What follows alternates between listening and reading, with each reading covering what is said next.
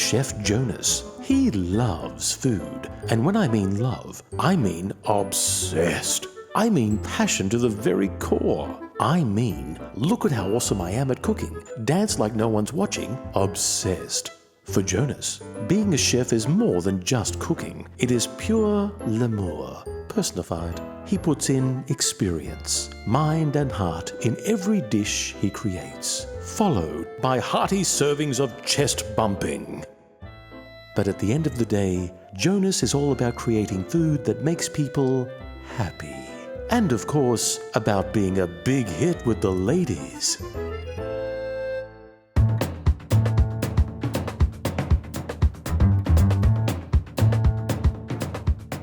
Now I'm gonna show you some tricks of the trade so you can cook like a pro at home.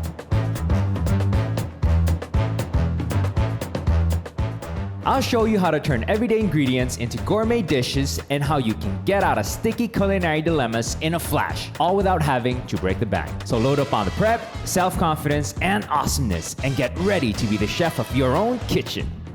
All this and more on Chef Next Door with Jonas Ng. Being a restaurateur requires three main things: an excellent palate, creativity, and business savvy. But of course, business savvy requires that I know how to impress potential investors like Joel, who's coming over to try some of my cooking. And just to make things more challenging and difficult on my part, I'm gonna make him an all-Asian, no-meat, kick-ass menu that's gonna go with this baby right here. Impressive, eh? So I've decided that I'm going to take my guest's discerning European palate on a gastronomic tour of Thailand, easily one of my favorite cuisines. For starters, I'm going to give him a quick Asian hit with a spicy Thai papaya salad. Curry is one of those love it or hate it flavors. Fortunately, I know Joel likes to be adventurous, hence some quick green vegetable curry. Rice is a staple in these parts, but I still want to give it an extra oomph. Pandan rice is simple, fragrant, and oh so Asian. And to round off all those magnificent Thai flavors, some delectable mango sticky rice. Impressive enough? I know it is. Tonight, I have to impress. The only thing is, my guests don't eat red meat. Given that limitation, I'm forced to make my go-to dishes, but be a little bit more creative in executing them. Just because I can't use red meat doesn't mean it can't be smashing. Let's do this. Rice. 100,000 different varieties available. I'm making mango sticky rice tonight. That's why I'm using glutinous sticky rice to make it. But I'm also making curry, which goes perfect with Thai hom mali jasmine rice, super fragrant and fluffy. Fish sauce, one of my favorite ingredients in my pantry. I can't live without its pungent fermented flavor.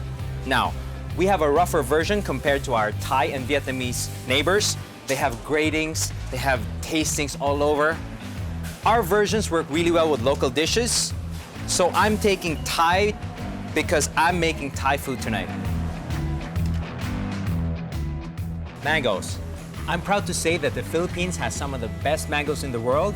These are Carabao mangoes. How do I know they're fresh? I use my senses, I smell, I touch. Ripe ones tend to be more tender, and they smell very ripe. And these guys, perfect. Green unripe papayas. I love them. I use them for soups, in this case salad. I'm flicking it to know if it's hollow. It sounds hollow, it's pretty good. They're super nutritious and they take on flavor really well. Most people don't know, pound for pound, they have more vitamin C than oranges. Just because we're not using red meat today doesn't mean it can't be awesome. And since my investor is from Europe, he wants something different. That's why I'm going to give him something from Southeast Asia. Some of my favorite food is from Thailand, and when I used to be in a Thai restaurant, this was my favorite desserts. And this dessert uses something local. All the stuff here is local: coconut milk, vanilla, sugar, and glutinous sticky rice. And especially later, Carabao mangoes, which are some of the best in the world. Now, I'm using glutinous sticky rice, and this has way more amylopectin, which makes it sticky. That's why the way I'm going to prepare it is going to be steaming. But that works well in terms of allowing it to release the right amount of starch. But before I do that, this beautiful sticky glutinous rice needs to be soaked in water. And in this manner, I get to leach some of that excess starch from the surface so that it's not too sticky like glue. That's gonna take half an hour. Okay, so my rice has been soaking for 30 minutes, so it's not super sticky anymore. It's leached out some of that starch, which means I can steam it. And steaming, for this application, again, is the better way of cooking this rice. I've done it with rice cookers, I've done it with different ways of cooking rice. I just found that this was the best way to represent it nicely. Now, does anybody know what these are? And no, these are not toys. These are actually what they use traditionally in Southeast Asia, like in countries Thailand, like Vietnam, Cambodia, Laos. This is what they use in the jungles, in the forest when they want to steam some sticky rice. But since it's very, very difficult to source this locally in my country, I had to come up with my way of doing it at home. And this is how I found to do it. I have my pot of water steaming already, but I need to strain my rice first. And just to add more flavor, some pandan leaves. And that's gonna go for, I would say, 20 minutes. In the meantime, I'm going to make a nice sauce that I'm going to use with the sticky rice. And that's coconut milk, beautiful vanilla, sugar, and more pandan. And all I have to do is dissolve the sugar, dissolve the vanilla in the coconut milk, and I'll use that to flavor our sticky rice. My sauce is dissolved. Beautifully, beautifully flavored. This is gonna go so well with the rice. Now I don't need these leaves anymore, they've done their job. I'm gonna do another version of this time, almost exactly the same, this time a little bit thickened because that's gonna go with the mangoes and the rice. This is going to be absorbed in the rice. This is gonna go on top of it. So the rest of my coconut milk, sugar, again with the vanilla, not too much, just a teaspoon. Okay, now all I have to do is make a slurry with water. And this is going to thicken our sauce. Slurry is basically just cornstarch dissolved in water. And that's going to thicken this really quickly without affecting the flavor. And it only takes, it takes less than a minute because cornstarch cooks really quickly. And this is what a lot of Asians use as a thickener.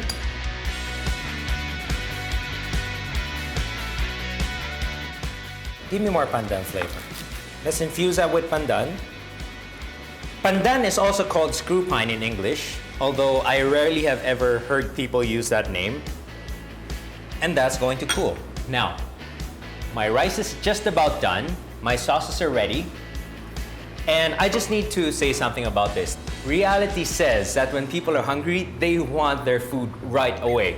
That's why this is one of those desserts that you can do ahead of time and it'll still taste really good when it's reheated. Thank you, Chef Mike. So my rice has been there for more or less 20 minutes. Pandan has done its job. It's nice and al dente. Now, while it's still hot, I pour my sauce, and if I pour my sauce while it's still hot, it will absorb that sauce really nicely. So what you see me doing is folding, which is another way of saying gentle incorporation. That way I'm not being rough on it. I don't want mushy rice. I want beautiful grains, but it's still sticky. Same thing you do with cream. So now all I have to do is flatten it out and cool it down. I've let my glutinous rice with my sauce cool down like a chillin'. Okay, let me put some plastic wrap over it. And the reason I cool it down before I wrap it is because I don't want it to go bad. A lot of people have had the experience of wrapping rice immediately after it's cooked, and the bacteria has gotten to it because bacteria grows at a very fast rate or multiplies at a very fast rate in certain temperatures, and that temperature is usually around 5 degrees to 60 degrees Celsius, and that's why you have to cool it really fast. So stock up. We're just getting started. Some vegetable curry goodness, and more of that unique pandan flavor coming right up when Chef Next Door returns. For today's recipes and more exciting stuff, please visit our Facebook page, Chef Next Door PH. Oh, and don't forget to like.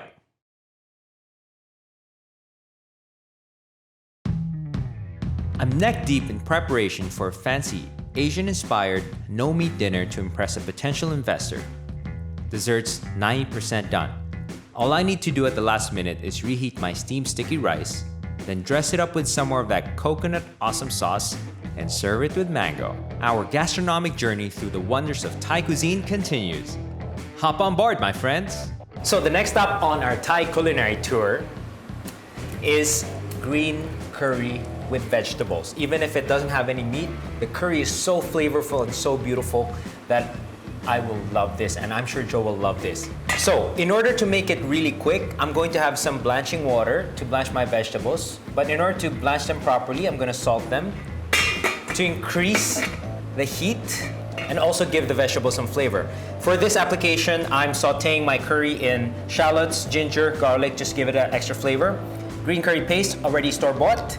I'm seasoning it with sugar, fish sauce, and of course, coconut milk. The vegetables I'm using here are substantial vegetables: eggplant, potatoes, young corn, mushrooms for flavor, and carrots for the color and the texture. I'm going to start blanching my carrots. And then I'm going to shock them in ice cold water so they stop cooking.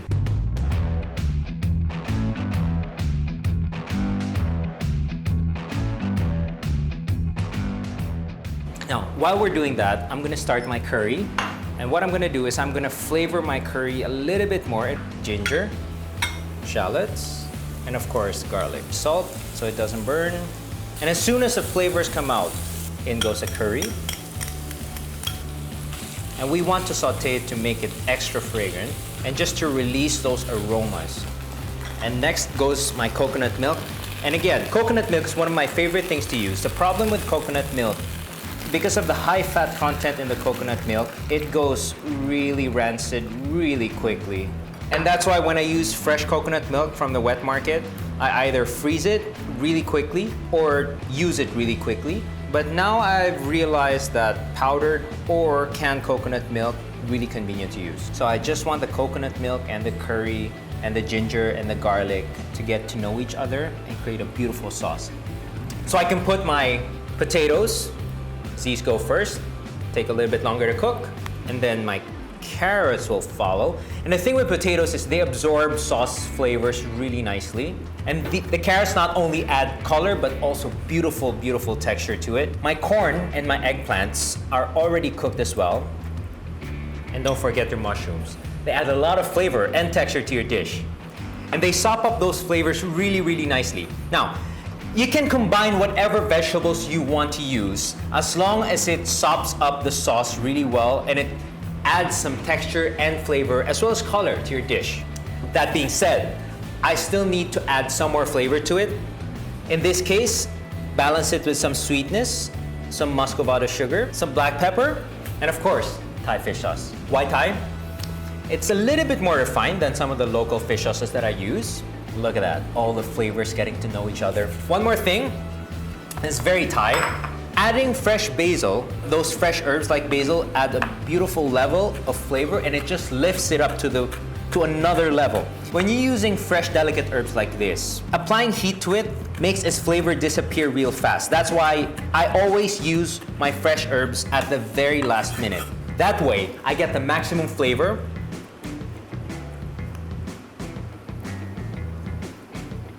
Beautiful. I don't need any meat in this. The vegetables are perfectly cooked because we controlled it. Sauce is beautifully flavored. This is gonna go really nicely with my pandan rice.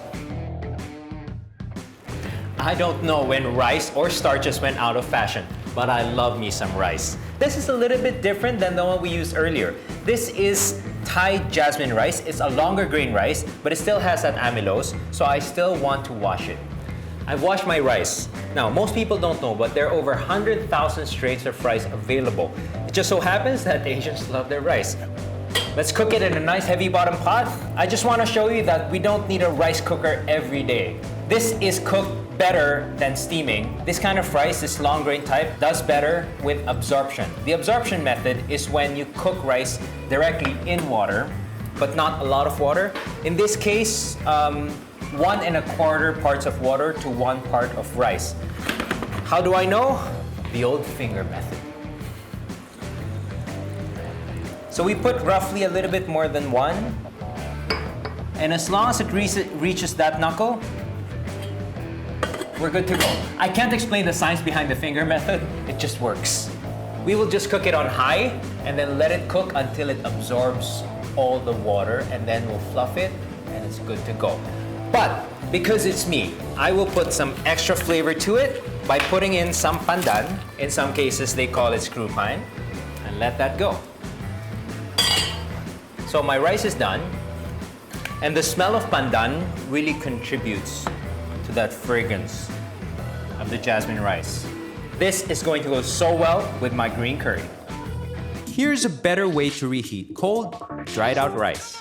Place a very wet paper towel on top of the rice. Give it a spin in the microwave, and out it comes, fresh, fluffy, and fragrant. High five! We're nearly at the finish line. One of my favorite Asian salads is right around the bend. Only here on Chef Next Door. Full steam ahead! For today's recipes and more exciting stuff, please visit our Facebook page, Chef Next Door PH. Oh, and don't forget to like.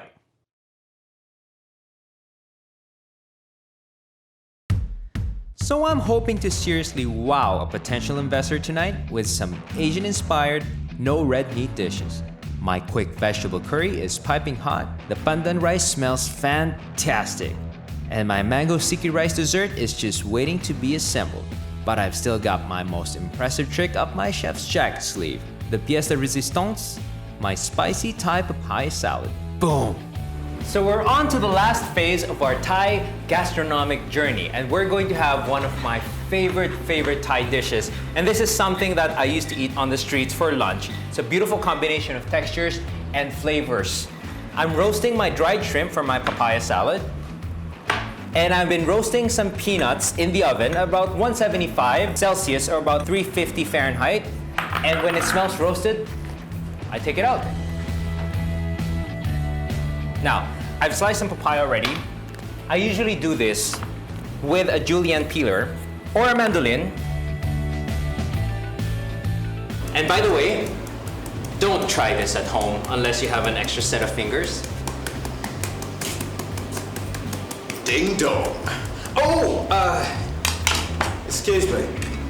I would have rang the doorbell, but you don't have a door.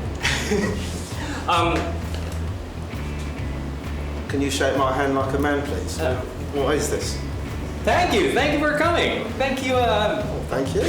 Welcome to my Are we done with the handshake yet? What's going on? Yeah, please, make yourself comfortable. Guys, this is Joel. We don't really get along, but might as well take his money, right? And since you're here anyway, why don't you help out? So go ahead and roll up your sleeves and do some work while you're here.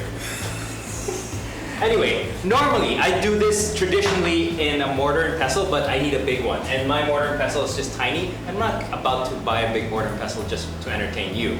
That's why I'm gonna MacGyver this. Muppet. Right, I need something heavy for my pestle, but I need to wrap it a few times. When's the last time you ate red meat? Sorry, I was about to say something really hard. I know, right? And now I have my stainless mortar.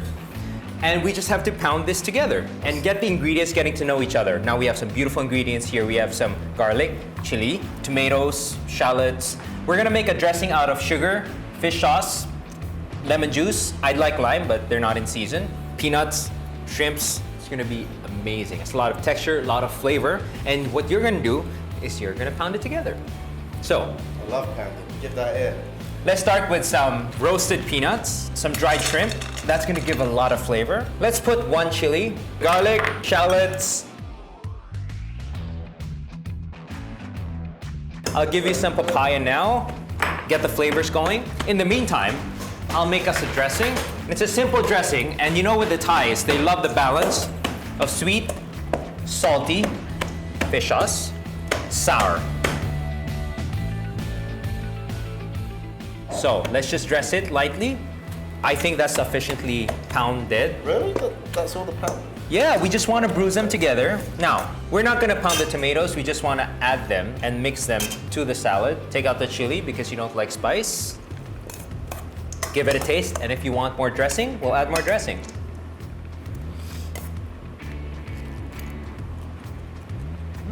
It's good. So, bruising it as opposed to jamming it all in the food processor and clicking the button. Why would we do that? Well, while you pound it gently, we're trying to bruise the flavors and release the juices and get them to know each other and get along. We don't want to mush them all together because we love the texture. There's nice crispness from the papaya. There's nice crunchiness from the peanuts. There's nice texture from the tomatoes, pungency from the garlic. We just want them to get to know each other. All right. Now, you're gonna love the spice and the texture of this dish. A lot of flavor and a lot of spice. More peanuts. Good. So, all that's left to do is assemble the mango sticky rice dessert. Hope you guys caught the earlier chef hack for a better way to reheat rice. Now, this dessert is found all over the streets in Bangkok, anywhere in Thailand, because I love their sticky rice with their sweet mangoes as well, but I think our mangoes are better. This dinner spread is impressive, right? You bet your bottom dollar it is. I think I've kept my friend waiting long enough. I think it's time to feed him. We've done a lot of cooking, we've done a lot of talking, even done a little bit of joking, but what we haven't done is done any eating. So, it's not that hard. You just need to be adventurous. You need to work with flavors and textures. Even with vegetables, if you pay attention to detail, if you pay attention to the cooking time, the textures and flavors that you're combining it with, the timing, it's all gonna be great. So what do you think? Are you gonna invest? Please, take my money off me. Now. Ladies and gentlemen, we have a winner.